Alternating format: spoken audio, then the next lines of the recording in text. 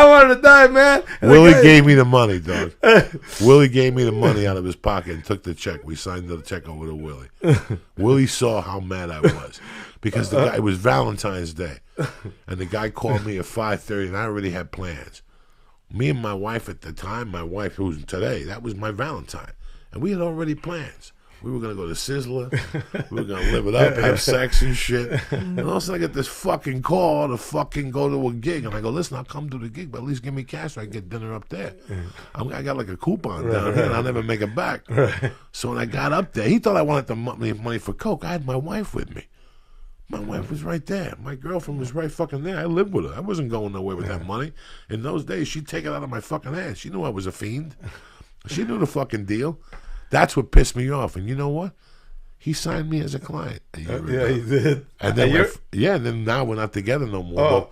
But we're always on the phone. Oh, we that's talk. good, man. Yeah. We're always on the phone and we talk. And, you know, he's a big time manager. Yeah, he is. He's a big guy. I mean, so, but I remember you scaring the shit out of him that night, bro. I respected a lot of your decisions. Like I had heard things that you had done, made me laugh my ass off. But always. Well, I got thrown out of your home club when I was open micer. Which one? The comedy store. Yeah. You know. For you yelled at Mitzi. Mitzi, yeah, I yelled at her.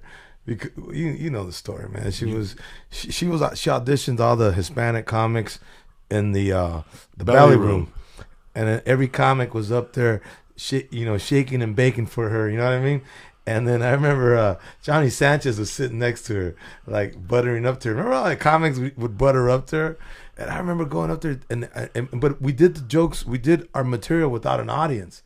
And I started thinking, man, you know, that's fucked up, Mitzi. In my head, I'm thinking, you have the white comics in front of an audience, you have the black comics in front of an audience, but you have us with just telling jokes to you. I just felt like, you know, subhuman, man. And in the middle of a bit, I just said, hey, bitch. I go, what the fuck? And she's, what did you say? I said, what the fuck? You're gonna audition us like this, like we're some fucking animals? And I grabbed the mic. You know the story. They were all there. It was like 12 Latino comics, and I just threw the mic on the floor, and I left. And she said, what's this?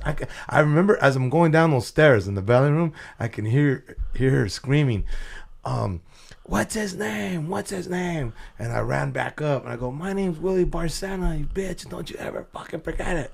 And you know what, Joey? She never forgot it, man.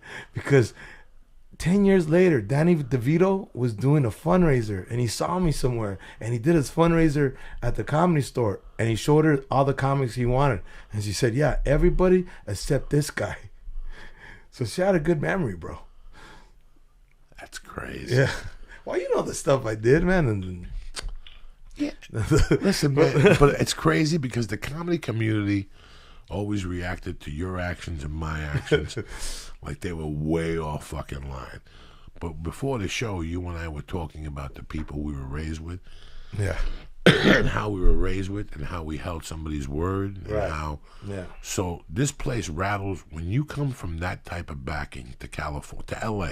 If you're thinking of becoming an actor or a comedian and you move out here, and let's say you're from a tight-knit Pittsburgh neighborhood that's primarily Catholic, your mom hit you in the head with a frying pan, your dad's blue collar, whatever the fuck you came from, you come from a different world than this. Yeah. And when you come out here, and after a year or two, even when you get success, you're really looking at it going, this ain't right. That's what tests people. That's the willpower. Yeah. That some people look around and go, this ain't fucking normal. To me, it took the longest yard to go, this ain't normal. Right. This is not normal. It's not reality. This is not reality. Well, we grew up, and we were talking before the show started, and I think the part of our personalities, Joey, is we know, okay, some of the guys that we know growing up as kids that got murdered, yeah, there was, it was I don't know, over here there was drive-bys, bro. There was crazy gang stuff. But there was a lot of guys, too, that growing up, people that I know, that got killed for lying, for just lying or stealing from a certain group of people.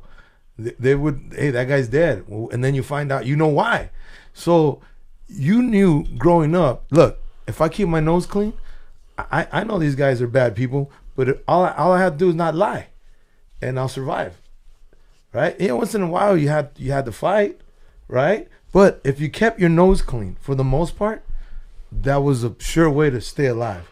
And that means you don't get into other people's business, you don't lie, and hey, I didn't see nothing, I don't know nothing, I don't give a fuck, right? I don't know nothing. Yeah. I don't know nothing. Yeah. I totally all the time. And then you don't know nothing. You confuse people. Yeah. I don't know nothing. What do you mean? I don't know nothing. But then when we're in this comedy world with these actors / comedians and everything, and they're the biggest backstabbing lying weasels in the world, and you're like, dude, in the real world you get slapped in the mouth for that. And that's all stuff me and you couldn't tolerate. No, we couldn't tolerate. Yeah, I mean, not that way. I mean, I'm the last thing from a tough guy, man. I'm a big pussy, but you know, even a pussy fucking smacks back, right? What were you saying, Tarzan? No, but I learned a hard lesson when I was younger that it's never really good to stand up for something like, and that's fucked up in a way to say. I don't really know how to say it, but. For whatever reason, I was at a camp. We were mad. My whole bunk was mad at a counselor for something. So we signed a petition on the wall, and I walked up to the thing, and I said, "We wanted this guy fired or something."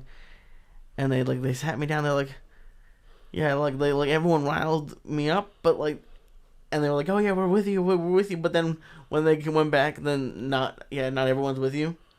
So it's like you can never really trust. Like everyone's always gonna be with you then.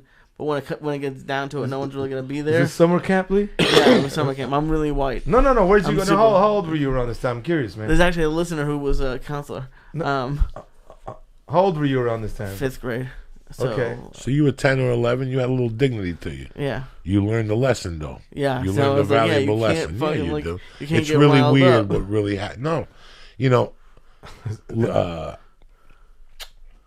I was telling. I know Willie, and I respected Willie 15 years ago because I knew Willie was doing something. I knew Willie would see you, and he'd see something in you, and he'd invite you to his rooms. And his rooms used to be packed in those days. And there were Mexicans, and they were drinking, and they were ready to laugh. And there was always the 2 token white guys and the token black guy. But there was always hot chicks. And I remember going to the one on Wednesday was El Coyote. Yeah. But Tuesdays was the one by the car dealership. And I remember the first time I went there, you gave me $40 and somebody put coke in my hand in the tent. On the way out, you had to walk through a tent. So the show was inside, but once you walked out that side door, there was a 20-foot tent where you could smoke and shit. And in there, somebody put a coke rock in my hand. I go, I'm going to come here every fucking Tuesday night.